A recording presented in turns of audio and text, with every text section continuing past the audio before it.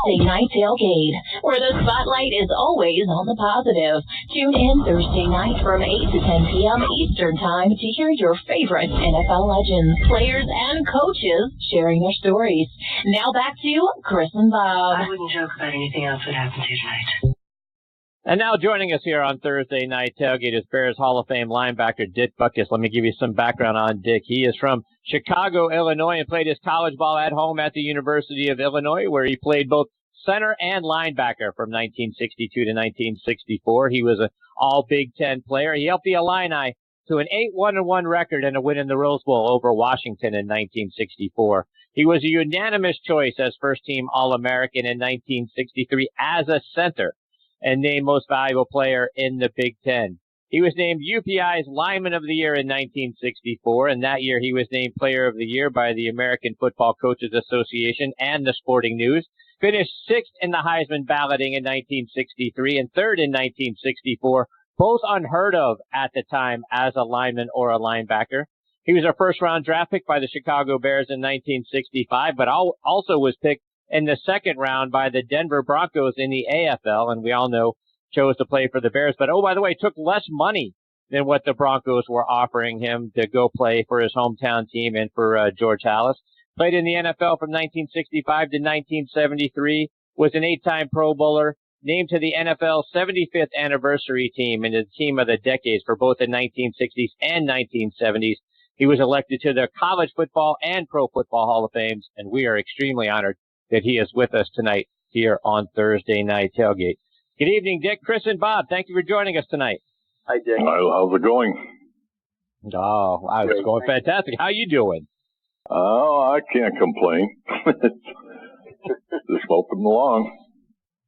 So, Dick, when I was doing the research back when you were drafted by the Bears, obviously, like I said in your intro, you're picked by the Bears and the Broncos, and the Bears used a pick that they got to pick you in a previous trade with the Pittsburgh Steelers. So I was curious, and I'm from Pittsburgh, a huge Steeler fan. Did you ever wonder what might have been had you decided either A, to take the money and go play for Denver, or if the Steelers had actually not made that trade and you ended up being a Pittsburgh Steeler?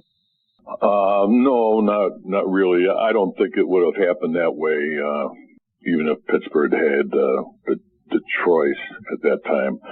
And, Denver wasn't really even close, signing. We were really, actually, I was waiting, for the Jets to make a move, but they were doing, the deal with, Joe Namath. So, ended up going with the Bears, and, there's all kinds of stories about that. But I mean, that draft during that year, it was all kind of wired, because, you had both leagues fighting for different players. So, I think there was a little collusion going on and saying, look, okay, we got the fourth round. We need, a quarterback. So you guys three ahead of us, let us get, whoever and whatever. That was actually going on back then. I mean, the night before the draft, my attorney was talking to the Bears, and they had 3 first rounders, but not number one on total draft. They were separated, third, fourth, sixth, something like that. So, it was kind of a weird thing. Wish I would have known what I know now, but hindsight is always, better, I guess. But I'm happy and glad I ended up with the Bears because it was I was able to play all my football. I mean, all my career, high school, college, and pro in the city, and I could have my family watch and my friends, and so it really worked out well. To your point, Dick, playing your college ball there at the University of Illinois, I got to imagine as such a talented young player, you had to have a lot of schools trying to recruit you. Was there ever a consideration to play anywhere else? Yes. Well, back then, my high school, I was going to get out in January, and it was a vocational school, and I wanted to go right away to some university in the spring, and I would get an extra session. I would get the spring practice my freshman year, and then back then they had freshman teams. You weren't able to play on the varsity. So I would have my freshman season, and then I would have my sophomore spring practice. So I would have, that extra practice before going into my sophomore year. And I wanted to make the decision that, fast, and it was going to be either Notre Dame or Illinois, and it ended up being Illinois. Bob, questions for Dick? It's an honor to speak with you, Dick, and I'm totally impressed by the blue-collar background you had. I was reading about it, Dick. I mean, your father worked in a railroad company, your mom in a laundry. You were the youngest of 8 kids.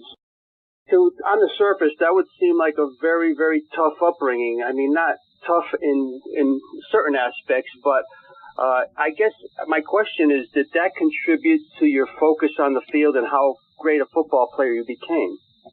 I think it just, no, we really didn't know how poor we were, back then. And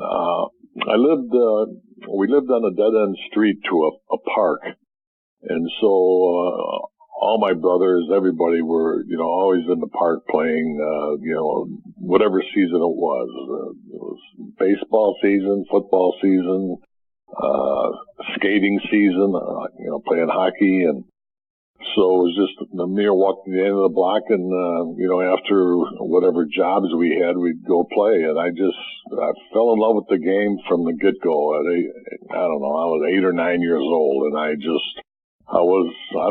had a track, my mind that this is what I wanted to do, and I'm going to do everything that's necessary to achieve this goal. And I went to my high school. It was totally across the city. It was a vocational school, so there was no, school district.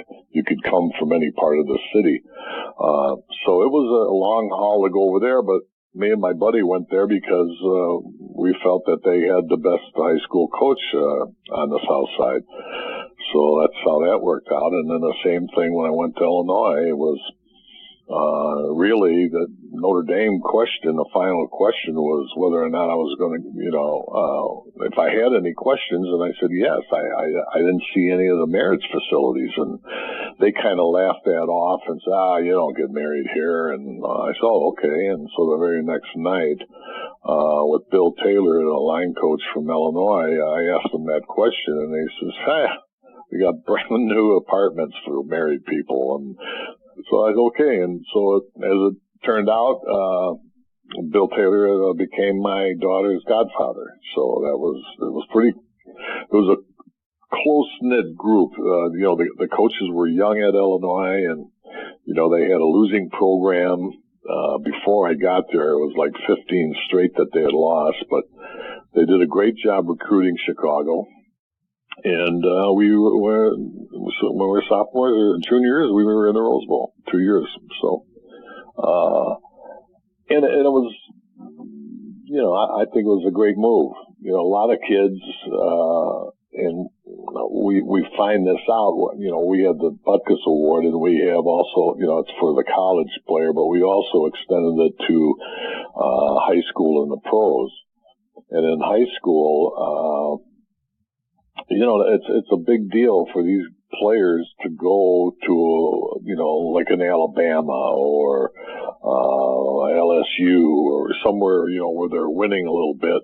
And instead of saying going to a school that maybe doesn't have a real winning record yet, why not? Why wouldn't you want to try to be the guy that turns a program around?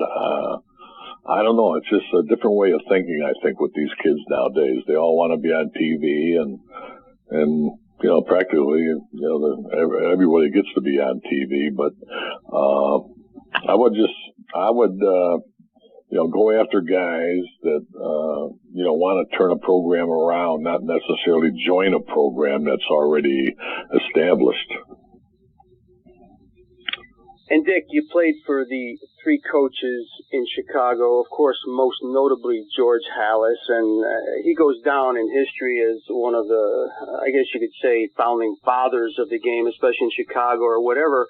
As far as him as a coach, Dick, X's and O's wise, was that his strength? I mean, what do you remember him as far as being his greatness as a coach? Well, it was his ability to get players to play for him. And, in when I was there in 1965, they were already breaking down offenses by computer. And, everybody talks about computers today. Well, in 65, the Bears had some semblance of a computer. I mean, these big, long sheets that, keep folding up and coming out. And they would enter a lot of the data that they would get from watching the games and for game plans, and we could watch or we could see on these printouts, first and 10, second and long, second and short, third and long, third and short, what these teams like to do, what plays they like to run. So he was innovative in a sense, but he was loyal to a problem because I think our average near the end of my career or maybe around in the 70s, I mean, the average age of the coaches had to be like 65 or 70 years old. He was loyal to a fault. And I think the biggest mistake he made was not naming George Allen as one of the coaches. George Allen was there when I was a rookie, and a lot of my success was because of him, because he was such a great coach, very thorough, and then he went on to, the Rams and did well there, and he tried to trade for me, but the Bears would never make the trade, and then he had success at Washington. So I think if there was one mistake he made was that he let George Allen go, and I think that was the only mistake he made. Dickie, as you mentioned a few minutes ago, you came into the league the same year with Gale Sayers. You guys were both taken in the first round in '65. What was it like coming into the league with Sayers and then trying to tackle him when you were in practice? Well, again, back then, it wasn't as much TV or exposure. So when we were in New York at the Look All-American gathering, I saw films, of course, it was Kodak All-American team and all that. So they had films, and I was watching this guy running around with the high tops on and everything. I'm like, who the hell is this guy? And next thing you know, he comes to the Bears, and so I played with him in the college All-Star game.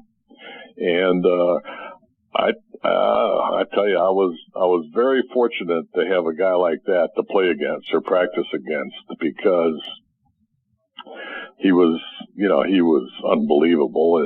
And back then, unlike today, I mean, we used to scrimmage a lot.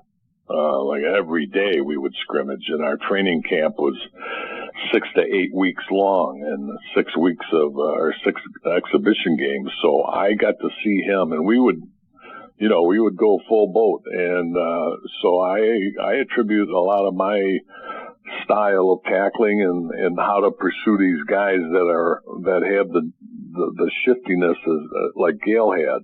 I mean, he could be running on a sweep and going flat out and stop on a dime and go the other way. I mean, much like Barry Sanders. And so that really helped me defensively. And plus he was a good guy, very quiet, and we got along. We still are great friends still this day. So he was one of the best for sure. And Dick, Bears Packers is one of the great rivalries in all of sports, really. And I was curious to get your memories of playing against the Packers. Was there mutual respect between the teams, or was it mutual hatred? Oh, I think it was. I thought it was respect for both of them, and I think it all stemmed because of Lombardi and Halas.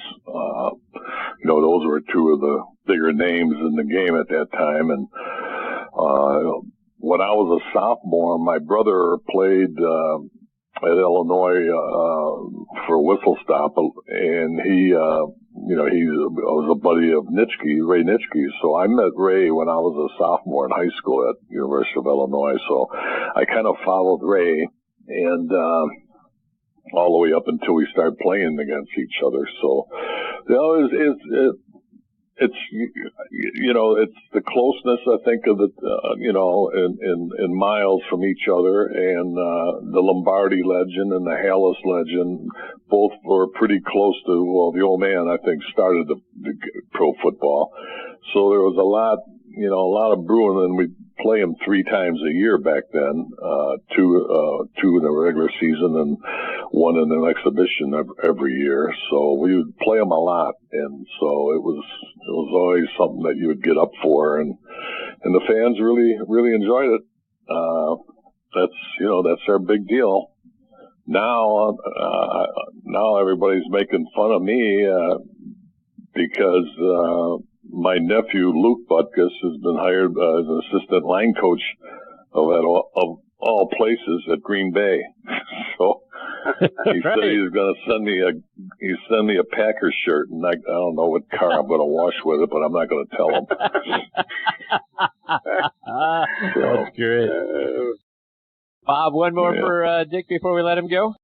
Yeah, Dick, there's so many more things we could talk about on the field, but I was telling some people we were going to talk to you today. My television co-host said he'll never forget your success and the funniness of the whole light beer commercials. And having studied advertising in college, that had to be one of the greatest advertising campaigns in history. It's just so well done.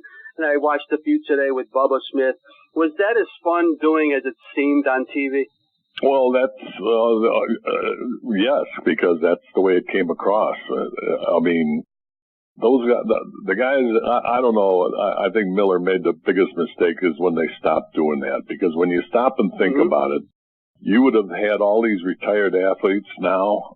I mean, from back when we were doing it to all the way up to this, I don't think people would have gotten tired of it. I don't know. Maybe they would have, but some of the commercials after they stopped doing them, boy, I tell you what, I didn't care for them at all. But yes, we had a lot of fun, and a lot of guys would always jag around with Dangerfield, and because he didn't have to come early; he would just come when he had to come on, and he was. I mean, he had. I'm assuming he must have had a one-liner for everybody, and he was just waiting for someone to say something, and then he'd give you, a one-liner back at you or whatever. But we used to have fun doing those things, and got to be a big deal. And the Christmas special where they brought in everybody, it was fun, and it was good seeing guys and meeting guys from various sports. So yeah, it was a lot of fun. So, Dick, before we let you go, let our listeners know, what are you doing now?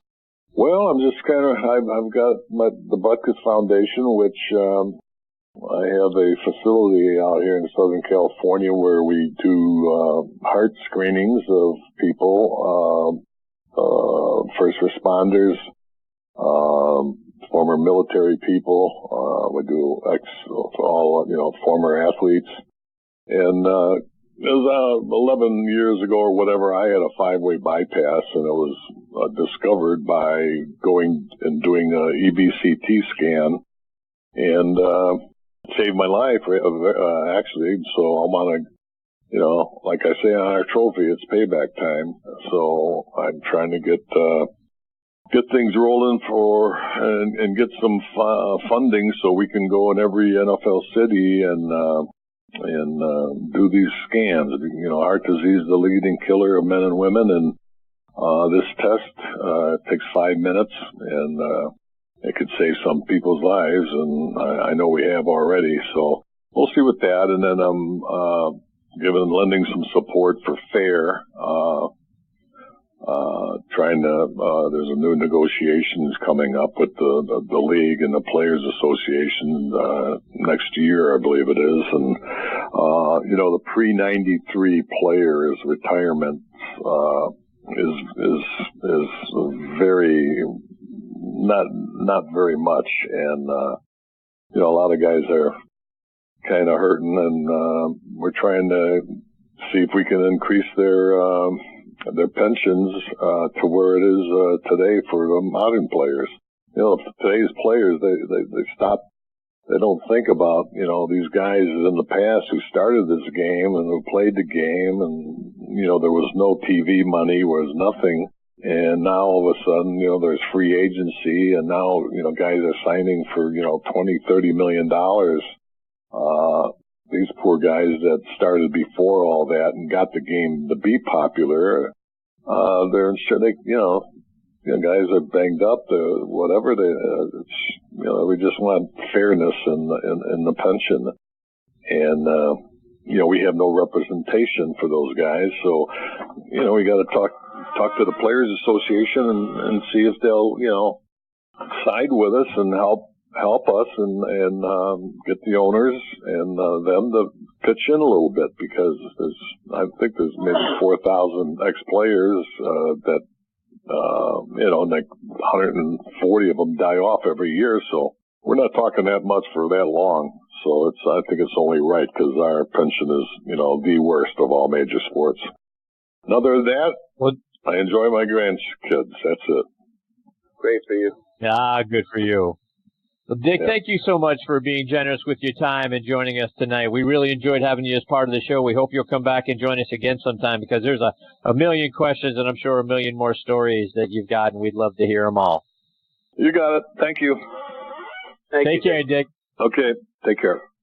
That is Bears Hall of Fame linebacker Dick Butkus. What an amazing guy, Bob. And you talk about him coming into the league and his time at Illinois and the opportunity to play in the AFL, and then obviously all the great games that he was a part of. And to be honest with you, Bob, I was surprised at the level that he was injured. I started reading about his knee, and then he's got a lot of other things that have gone on, with his legs and stuff like that. I mean, we hear the stories all the time about the NFL alumni players that are suffering, and God bless Dick for what he's doing to try to get those guys the pensions that they deserve. But he's another guy like Gale Sayers that his career was probably cut a lot shorter than it needed to be. What a great player he was while he was there. Sure, Chris. Again, that's football royalty right there. You get goosebumps hearing some of the stories. But, we hope we can get him on again in the near future, because we've barely scratched the surface. The whole Brian song and Brian Piccolo, more about Sayers. We can talk about Soldier Field. But that's an honor when you get to talk to any Hall of Famer. But that's one of the greatest players in history right there.